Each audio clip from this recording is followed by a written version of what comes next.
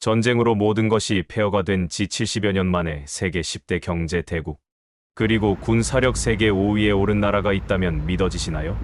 바로 대한민국입니다. 오늘은 대한민국이 어떻게 세계적 군사 강국으로 성장했는지 그 숨겨진 역사를 깊이 파헤쳐 보겠습니다. 저는 오랫동안 글로벌 군사력을 연구해온 군사 전략 분석가 제임스 리입니다. 최근 세계 군사력 보고서를 검토하던 중 나는 놀라운 사실을 발견했습니다. 한때 전쟁으로 모든 것이 초토화되었던 한국이 이제 세계에서 5손가락 안에 드는 군사 강국이 되었다는 것입니다. 이것은 단순한 숫자의 변화가 아닙니다. 한국의 방위산업, 최첨단 군사 기술, 그리고 전략적 노하우는 이제 그 어떤 강대국도 쉽게 도전할 수 없는 수준에 도달했습니다. 어떻게 이런 기적이 가능했을까요?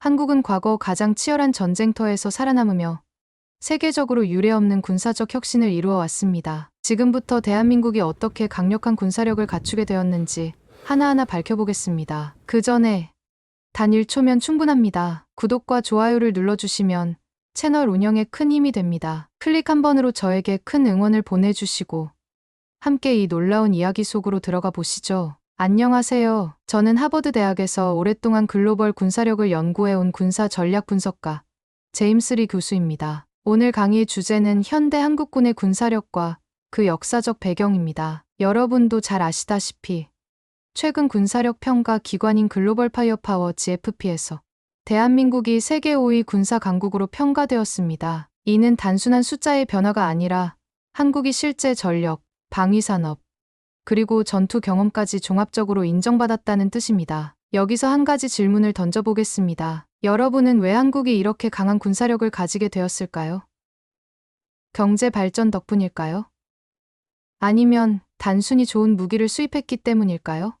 아닙니다. 한국의 강한 군사력은 우연이 아닌 필연적인 결과이며 수많은 전쟁을 통해 단련된 경험의 산물입니다. 한국은 역사적으로 끊임없이 외세의 침략을 받았지만 그때마다 쉽게 무너지지 않았습니다. 오히려 더 강한 전투력을 갖춘 국가로 발전해왔습니다. 이를 이해하려면 먼저 과거의 전쟁들을 되돌아볼 필요가 있습니다. 일제강점기, 한국은 공식적인 군사력을 잃어버렸습니다. 당시 일본은 조선을 식민 지배하면서 조선인의 무장해제를 철저히 시행했고 독립군의 활동을 탄압했습니다. 그러나 한국인들은 이에 굴복하지 않았습니다. 만주와 중국 대륙 곳곳에서 독립군과 광복군이 일본군과 끊임없는 전투를 벌였습니다. 그 중에서도 1920년 청산리 전투는 중요한 의미를 가집니다. 김자진 장군이 이끄는 독립군은 일본군 정규군을 상대로 대승을 거두었고 일본군은 심각한 타격을 입었습니다. 일본군은 이에 보복으로 무고한 민간인들을 학살했지만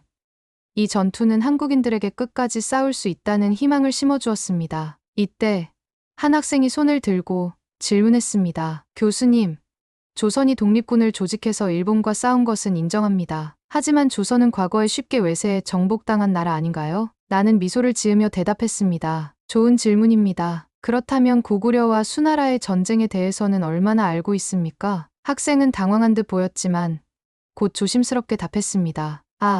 물론 압니다. 하지만 그건 너무 오래된 역사 아닙니까? 나는 고개를 저으며 말했다. 역사는 단순한 과거가 아닙니다. 역사는 반복되며 전쟁의 본질은 변하지 않습니다. 수나라 황제 양제는 고구려를 무너뜨리기 위해 약 100만 명에 달하는 대군을 동원했지만 그 결과는 어땠습니까?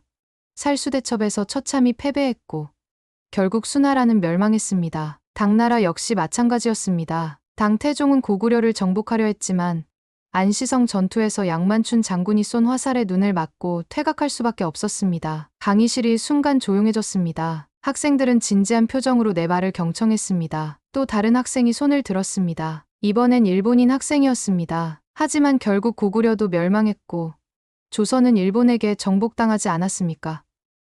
일본이 조선을 점령한 기간이 훨씬 길지 않나요? 나는 가볍게 웃으며 대답했습니다. 좋은 지적입니다. 그렇다면 당신은 임진왜란에 대해 얼마나 알고 있습니까? 학생은 잠시 머뭇거리더니 조심스럽게 대답했습니다. 도요토미 히데요시가 조선을 침략했고 결국 조선은 명나라의 도움을 받아 일본군을 몰아냈죠. 나는 고개를 저으며 말했다. 그건 단편적인 시각입니다. 사실 일본군은 조선군과 명군의 반격을 견디지 못하고 철수했습니다. 특히 조선 수군의 활약은 세계의 전사에서 중요한 사례로 기록됩니다. 이순신 장군의 명량해 전과 한산도 대첩에서 조선 수군은 일본 함대를 괴멸시켰고 일본은 보급선을 유지할 수 없어 후퇴할 수밖에 없었습니다. 강의실이 다시 조용해졌습니다. 학생들은 깊은 생각에 빠진 듯 보였습니다. 나는 강단을 걸어다니며 학생들의 눈을 바라보았습니다. 이제 다시 질문해 보겠습니다. 여러분은 아직도 한국이 군사적으로 약한 나라라고 생각합니까? 나는 잠시 뜸을 들인 후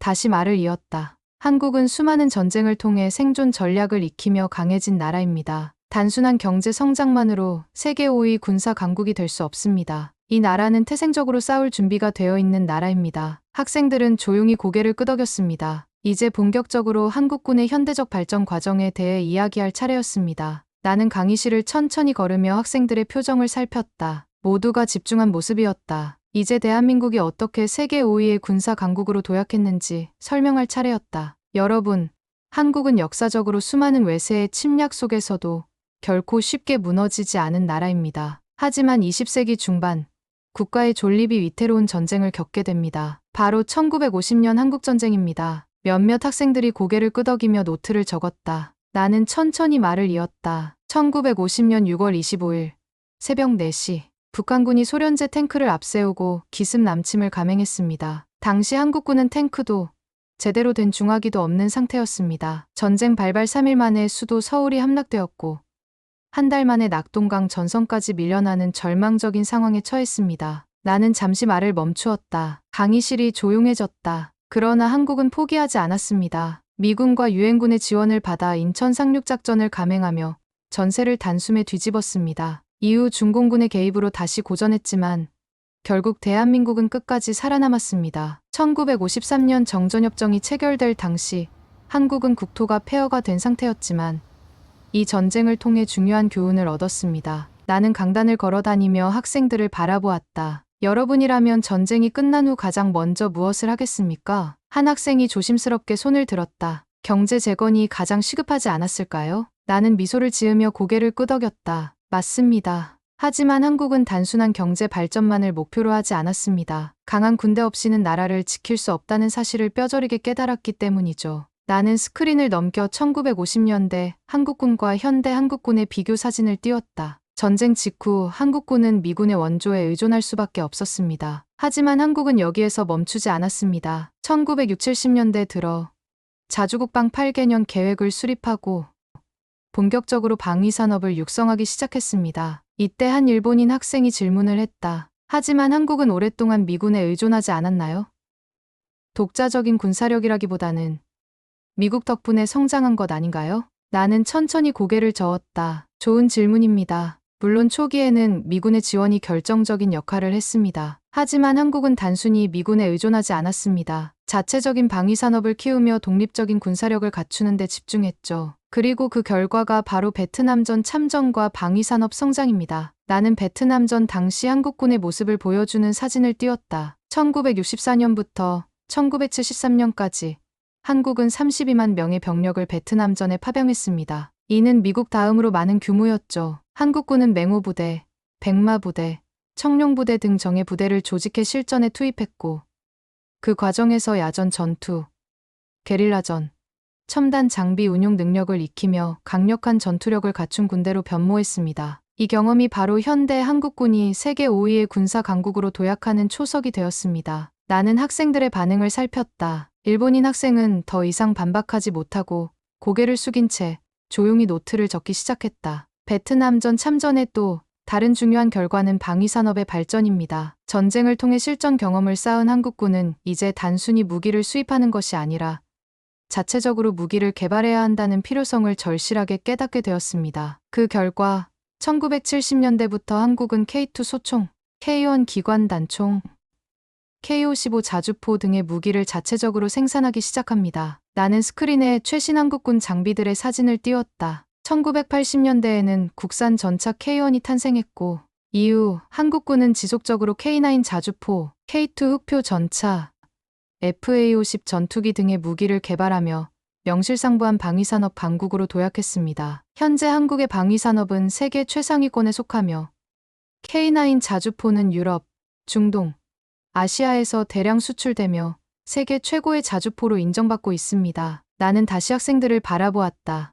이제 다시 한번 질문하겠습니다. 여러분은 한국이 단순히 운이 좋아서 세계 5위 군사 강국이 되었다고 생각합니까? 학생들은 고개를 저었다. 한국은 끊임없는 전쟁과 실전 경험을 통해 성장한 군대이며 방위산업의 발전을 통해 자주국방을 실현한 나라입니다. 그리고 지금도 계속 강해지고 있습니다. 이제 한국군이 세계에서 어떤 위치에 있는지 정확히 살펴볼 차례입니다. 나는 강의의 마지막 부분을 준비하며 학생들의 반응을 살폈다. 이제 한국군의 실전 대응 사례와 북한과의 대치 속에서 강해진 과정을 설명할 시간이었다. 모두가 집중한 모습이었다. 나는 조용히 질문을 던졌다. 여러분, 지금까지 한국군이 어떻게 강한 군대로 성장했는지 이야기했습니다. 그런데 한국은 단순히 강한 군대를 보유하는 것에 그치지 않았습니다. 이제는 전 세계가 한국산 무기를 사기 위해 줄을 서는 나라가 되었습니다. 여러분, 이 사실을 알고 있었나요? 몇몇 학생들이 의아한 표정을 지었다. 한 유럽인 학생이 손을 들었다. 하지만 방위산업이라면 미국, 러시아, 프랑스, 독일 같은 나라들이 더 우위에 있는 것 아닙니까? 한국이 방산 수출에서 중요한 역할을 하고 있다고 보기에는 아직 부족하지 않나요? 나는 빙긋 웃으며 스크린에 통계를 띄웠다. 좋은 질문입니다. 그렇다면 현재 한국의 방산 수출 순위를 살펴보겠습니다. 2022년 기준 한국은 세계 8위 방산 수출국이며 2025년에는 5위권에 진입할 것으로 전망됩니다. 특히 최근 몇 년 사이에 한국산 무기가 유럽, 아시아, 중동 시장에서 큰 주목을 받으며 수출량이 폭발적으로 증가하고 있습니다. 나는 스크린을 넘겨 대표적인 성공 사례를 보여주었다. 첫 번째 사례는 K9 자주포입니다. 나는 강의실을 천천히 걸으며 학생들의 반응을 살폈다. K9은 155mm 곡사포를 장착한 세계 최고 성능의 자주포로 평가받고 있으며 현재 터키, 폴란드, 핀란드, 노르웨이, 호주, 이집트 등 다양한 국가에서 운용 중입니다. 특히 2022년 폴란드는 K9 자주포 672문을 주문하며 사상 최대 규모의 방산 계약을 체결했습니다. 한 일본인 학생이 다시 손을 들었다. 그렇다고 해도 전차 분야에서는 여전히 독일이 우위를 점하고 있지 않나요? 나는 기다렸다는 듯 K2 흑표 전차의 사진을 띄웠다. 바로 그 부분도 짚어보죠. 독일의 레오파드2 전차는 오랫동안 유럽 시장을 독점해왔습니다. 그런데 2022년 폴란드는 독일제 전차 대신 한국산 K2 전차 1000여 대를 구매하기로 결정했습니다. 이유가 무엇일까요? 학생들이 조용히 내 말을 기다렸다. K2 전차는 우수한 기동성과 최첨단 전자 시스템을 탑재한 3.5세대 전차로 현재 세계 최강 전차 중 하나로 평가받고 있습니다. 특히 K2는 레오파드2보다 가격이 저렴하면서도 성능이 뛰어나며 생산 및 납품 속도가 빠르다는 강점을 가집니다. 우크라이나와 러시아와의 전쟁이 길어지면서 신속한 무기 도입이 중요한 유럽 시장에서 한국산 무기가 경쟁력을 갖게 된 것이죠. 나는 다시 스크린을 넘겨 FA-50 경공격기의 사진을 띄웠다. 전차뿐만이 아닙니다. 한국의 FA-50 경공격기는 현재 필리핀, 태국, 이라크, 폴란드 등에 수출되며 유럽 시장에서도 인정받고 있습니다. 폴란드는 FA-50 전투기를 대량 도입하며 자국 공군의 핵심 기체로 채택했습니다. 나는 잠시 말을 멈추고 학생들의 반응을 살폈다. 중국인 학생과 일본인 학생 모두 더 이상 반박하지 못하는 표정이었다. 자, 이제 한국의 방산이 단순한 무기 제작 수준을 넘어 미래 전쟁을 대비하는 최첨단 기술 개발로 나아가고 있다는 사실을 살펴봅시다. 나는 스크린을 넘겨 KF-21 보람의 전투기, 초음속 미사일, 드론봇 전투 체계 등을 보여주었다. 한국은 기존 무기 체계를 뛰어넘어 미래전에서 우위를 점할 수 있는 첨단 무기 개발에 박차를 가하고 있습니다. 나는 마지막으로 스크린에 세계 5위 군사력이라는 문구를 띄웠다. 이제 한국군은 단순한 방어 중심 군대가 아닙니다. 한국은 세계에서 가장 강력한 군사력을 보유한 국가 중 하나이며 방위산업 강국으로서도 세계적인 영향력을 행사하고 있습니다. 나는 학생들을 향해 질문을 던졌다. 여러분, 이제 한국이 군사적으로 강한 이유를 이해했습니까? 학생들은 조용히 고개를 끄덕였다. 일본인 학생과 중국인 학생도 더 이상 반박하지 않았다. 나는 미소를 지으며 마지막 주제로 넘어갔다. 그렇다면 이제 한국군이 실제 전장에서 어떻게 강함을 증명했는지 살펴보겠습니다. 나는 강의실을 천천히 둘러보며 학생들의 반응을 살폈다. 모두가 집중한 모습이었다. 나는 스크린을 넘기며 천천히 말을 이었다. 여러분, 지금까지 한국군이 어떻게 강한 군사력을 갖추게 되었는지 그리고 방위 산업이 세계적으로 인정받고 있다는 사실을 살펴보았습니다. 하지만 중요한 점이 있습니다. 아무리 뛰어난 무기를 보유하고 있어도 실전에서 성능을 입증하지 못하면 의미가 없겠죠. 학생들은 조용히 집중했다. 나는 2010년 천안함 피격 사건과 연평도 포격전의 사진을 띄웠다. 그렇다면 한국군이 실제로 얼마나 강한지, 실전에서 어떤 성과를 거두었는지 이야기해 보겠습니다. 먼저 2010년 천안함 피격 사건부터 보죠. 북한은 대한민국 해군 초계함인 천안함을 어뢰로 공격해 침몰시켰습니다. 당시 한국은 46명의 해군을 잃는 비극적인 아픔을 겪었죠. 나는 학생들을 바라보며 말을 이었다. 그러나 한국군은 이 사건을 계기로 해군력을 대폭 강화했습니다. 특히 북한의 추가 도발을 막기 위해 서해 NLL 북방한 개선 방어력을 증강하고 신형 초계함과 구축함을 개발하며 해상 전력을 강화했죠. 이때 한 중국인 학생이 손을 들었다. 교수님, 하지만 실전 경험이라는 점에서 보면 한국의 무기가 중국의 무기보다 강하다고 확신할 수 있을까요?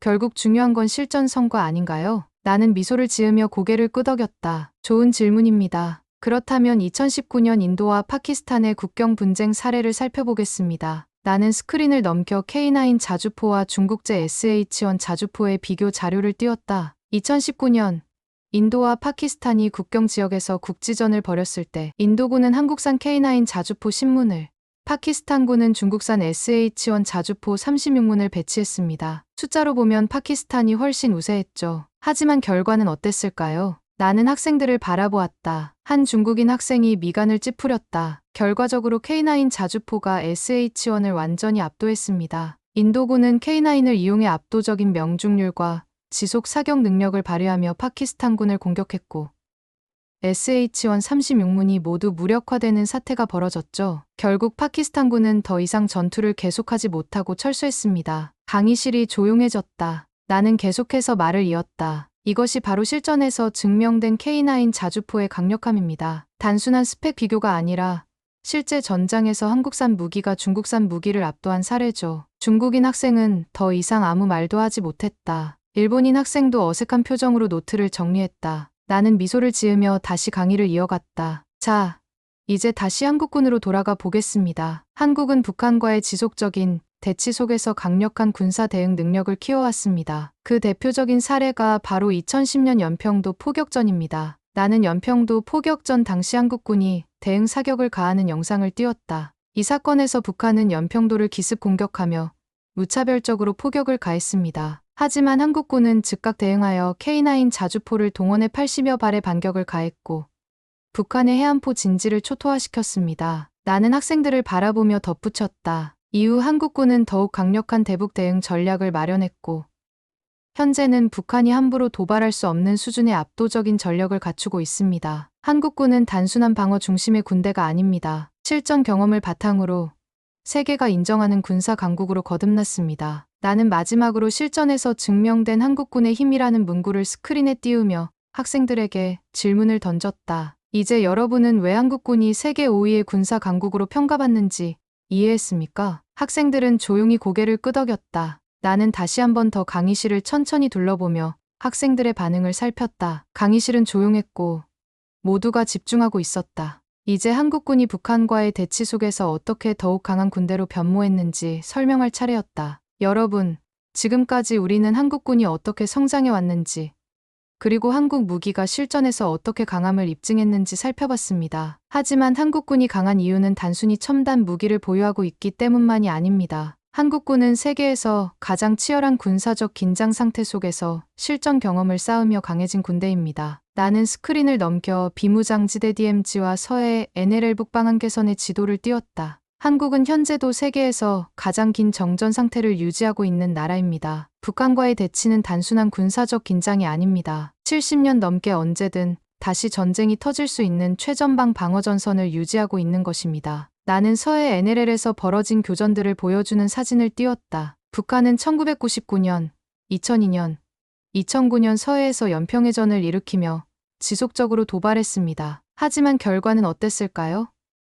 1999년 1차 연평해전과 2009년 대청해전에서 한국 해군은 북한 해군을 완전히 압도하며 승리를 거두었습니다. 특히 2009년 대청해전에서는 한국 해군이 단 2분 만에 북한 경비정을 격침시키며 북한군을 퇴각시켰습니다. 나는 학생들을 바라보며 질문을 던졌다. 여러분, 이러한 실전 경험이 한국군에게 어떤 의미를 가질까요? 한 미국인 학생이 조심스럽게 손을 들었다. 실전 경험을 통해 더욱 강한 대응력을 갖추게 되었다는 의미 아닐까요? 나는 미소를 지으며 고개를 끄덕였다. 정확합니다. 한국군은 단순한 훈련이 아니라 실제 전장에서의 교전 경험을 통해 강해진 군대입니다. 그리고 이러한 경험은 단순한 전술적 대응을 넘어 전쟁 억제력까지 갖춘 군대로 한국군을 성장시켰습니다. 나는 스크린을 넘겨 한국군이 보유한 전략 무기들을 보여주었다. 현재 한국군은 북한의 위협을 억제하기 위해 강력한 전략 무기들을 보유하고 있습니다. 대표적인 것이 현무5 탄도미사일입니다. 이 미사일은 사거리 600에서 5,500km, 탄두 중량 36톤으로 북한 전역을 초토화할 수 있는 강력한 전력입니다. 학생들이 놀란 표정으로 화면을 바라보았다. 나는 말을 이었다. 그리고 여러분이 잘 모를 수도 있는 무기가 하나 더 있습니다. 바로 한국의 SLBM 잠수함 발사 탄도 미사일입니다. 한국은 세계에서 7번째로 SLBM 시험 발사에 성공한 국가이며 현재 독자적인 전략 원자력 잠수함 개발을 추진 중입니다. 이때 한 일본인 학생이 손을 들었다. 하지만 북한은 이미 핵무기를 보유하고 있지 않나요? 한국군이 아무리 강하다 해도 핵을 가진 북한을 상대하기엔 부족하지 않을까요? 나는 천천히 고개를 저으며 대답했다. 좋은 질문입니다. 하지만 한국군은 단순히 핵무기에 맞서기 위한 방어 체계를 구축하는 것이 아니라 북한이 핵을 사용할 수 없도록 만드는 억제 전략을 운영하고 있습니다. 나는 스크린을 넘겨 현재 한국군이 운용 중인 3축 체계를 띄웠다. 킬체인. 북한이 핵 공격을 감행하려는 조짐이 보이면 선제 타격을 통해 미사일 기지를 파괴하는 전략. 한국형 미사일 방어체계 KAMD. 북한이 미사일을 발사할 경우 즉시 탐지하고 요격하는 시스템. 대량응 징보복 KMPR. 북한이 실제 공격을 감행할 경우 즉각적으로 북한의 핵심 시설과 지휘부를 초토화하는 작전. 나는 학생들을 바라보며 질문을 던졌다. 이제 여러분은 한국이 단순히 방어적인 군대가 아니라 적이 도발하면 즉각 응징할 수 있는 군대라는 사실을 이해했나요? 학생들은 조용히 고개를 끄덕였다. 나는 마지막 주제를 소개하며 말을 이었다. 그렇다면 이제 마지막으로 세계 강대국들이 한국을 함부로 건드릴 수 없는 이유를 살펴보겠습니다. 나는 강의실을 천천히 둘러보며 마지막 질문을 던졌다. 여러분, 이제까지 우리는 한국군이 어떻게 세계 5위의 군사 강국으로 성장했는지, 그리고 실전 경험과 방위산업 발전을 통해 강한 군대가 되었는지 살펴봤습니다. 그렇다면 마지막 질문을 해보겠습니다. 세계 강대국들은 왜 한국을 함부로 건드릴 수 없을까요? 학생들은 조용히 나를 바라보았다. 나는 미소를 지으며 스크린에 새로운 자료를 띄웠다. 1. 강력한 동맹과 국제협력 체계. 먼저, 한국은 단순한 군사 강국이 아닙니다. 한국은 세계 최강의 군사력을 보유한 미국과 군사 동맹을 맺고 있는 나라입니다. 여러분도 알다시피 한미 상호방위 조약에 따라 한국이 공격받을 경우 미국이 자동으로 개입하게 되어 있습니다. 즉, 한국을 공격하는 것은 곧 미국과의 전쟁을 의미합니다. 나는 한미연합훈련의 사진을 띄웠다. 뿐만 아니라 한국군은 미군과의 긴밀한 협력을 통해 최첨단 전략 무기와 전술을 공유하고 있습니다. 현재 한국은 미국의 해고산 뉴클리어 엄브렐라에 있으며 한반도에는 미군의 전략 자산이 상시 배치될 수 있는 체계가 구축되어 있습니다. 나는 학생들을 바라보며 질문을 던졌다. 여기서 중요한 점은 한국이 혼자가 아니라는 것입니다. 여러분, 만약 한국을 공격하면 어떤 일이 벌어질까요? 한 미국인 학생이 손을 들었다. 미국이 즉각 개입하겠죠. 그리고 일본도 한국이 공격당하면 직접적인 타격을 입을 가능성이 크니 가만히 있지 않을 겁니다. 나는 고개를 끄덕이며 말을 이었다. 맞습니다. 게다가 한국은 미국뿐만 아니라 나토와도 전략적 협력 관계를 유지하고 있으며 아시아 태평양 지역에서 호주, 인도 등과도 군사 협력을 강화하고 있습니다. 즉, 한국을 함부로 건드린다는 것은 전 세계적인 군사 충돌을 의미하게 됩니다. 2. 독보적인 방위산업과 자주국방 능력. 나는 스크린을 넘겨 한국의 방산 수출 국가 지도를 띄웠다. 두 번째 이유는 독보적인 방위산업과 자주국방 능력입니다. 앞서 이야기했듯이 한국은 이제 단순한 무기 수입국이 아니라 전 세계가 주목하는 방위산업 강국이 되었습니다. 나는 다시 질문을 던졌다. 여러분이 만약 한국과 전쟁을 해야 한다면 어떤 문제가 발생할까요? 한 유럽계 학생이 손을 들었다. 한국이 이미 수십 개국에 무기를 수출하고 있으니 한국의 무기를 사용하는 나라들이 한국을 도울 가능성이 높아지겠네요. 나는 크게 고개를 끄덕였다. 정확합니다. 한국은 이미 폴란드, 핀란드, 호주, 사우디아라비아, 인도네시아 등 전 세계 여러 국가에 무기를 수출하며 국제적인 방위 네트워크를 구축했습니다. 즉, 한국을 공격하는 것은 단순한 한 국가와의 전쟁이 아니라 한국 무기를 사용하는 여러 나라들과의 군사적 충돌을 초래할 가능성이 큽니다. 학생들은 조용히 고개를 끄덕였다. 3. 전쟁 억제력을 갖춘 한국군. 나는 스크린을 넘겨 한국군이 보유한 전략 무기 리스트를 띄웠다. 세 번째 이유는 강력한 전쟁 억제력입니다. 한국군은 단순한 방어용 군대가 아닙니다. 적이 도발하면 즉각 응징할 수 있는 강력한 공격 능력을 갖춘 군대입니다. 나는 강단을 걸어 다니며 학생들의 눈을 바라보았다. 이제 여러분은 왜 한국이 세계 5위 군사력을 보유한 강대국으로 평가받는지 이해했습니까? 학생들은 다시 한번 조용히 고개를 끄덕였다. 나는 마지막으로 스크린을 넘겼다. 4. 한국군의 미래 더 강한 군대로 나아가다. 나는 KF-21 보람의 전투기, 한국형 항공모함 CVX, AI 기반 무인 전투 체계 등의 사진을 띄웠다. 여러분, 한국군은 여기서 멈추지 않습니다. 현재 한국은 차세대 전투기 KF-21 항공모함 CVX, AI 기반 무인 전투 시스템 등을 개발하며 2040년까지 세계 34위 군사력으로 도약할 준비를 하고 있습니다. 나는 마지막으로 학생들을 향해 질문을 던졌다. 자, 이제 다시 질문해 보겠습니다. 한국은 세계 군사력 5위 국가로 평가받을 자격이 있습니까? 학생들은 일제히 고개를 끄덕였다. 심지어 중국과 일본 학생도 더 이상 반응하지 않았다. 나는 미소를 지으며 강의를 마무리했다. 한국군은 단순한 경제 성장의 결과물이 아닙니다. 전쟁을 겪으며 단련된 군대이며 실전 경험을 통해 강해진 군대입니다. 그리고 한국군이 가진 힘은 단순한 무기에서 나오는 것이 아니라 국민들의 강한 의지와 결코 포기하지 않는 정신력에서 비롯된 것입니다. 이것이 바로 한국군이 세계에서 누구도 쉽게 건드릴 수 없는 이유입니다. 나는 마지막으로 스크린을 넘겼다. 강한 군대가 강한 국가를 만든다. 강의실이 조용했다. 그리고 곧 학생들의 박수가 터져 나왔다. 오늘의 이야기는 여기까지입니다. 대한민국 군대는 수많은 전쟁을 거치며 강한 군대로 성장해왔고 6.25 전쟁의 폐허 속에서도 자주국방을 실현하며 세계 5위의 군사 강국으로 도약했습니다. 실전 경험을 바탕으로 한 강한 전투력과 첨단 방위 산업의 발전을 통해 한국의 무기는 이제 세계적으로 인정받고 있으며 강대국들조차 한국을 함부로 건드릴 수 없는 수준에 이르렀습니다. 또한 한미 동맹과 국제적 군사 협력 체계를 통해 전략적 전쟁 억제력을 보유하고 있으며 KF-21 차세대 전투기, 한국형 항공모함 CVX, AI 기반 무인 전투 시스템 개발 등을 통해 2040년까지 세계 3, 4위 군사력으로의 도약을 준비하고 있습니다. 결국 한국군의 강한 군사력은 국민들의 굳은 의지와 끝없는 도전 정신에서 비롯된 것이며 이는 앞으로도 더욱 강한 대한민국을 만들어갈 것입니다. 감동 폭발 채널은 대한민국 방위산업과 한국군을 응원합니다. 이 영상이 유익했다면 구독과 좋아요 꼭 눌러주세요. 그리고 다음에는 어떤 군사 이야기를 더 다뤄볼까요? 여러분의 의견을 댓글로 남겨주세요. 다음 영상 제작 때 꼭 반영하도록 하겠습니다. 긴 이야기 끝까지 함께해 주셔서 감사합니다. 오늘도 멋진 하루 보내세요.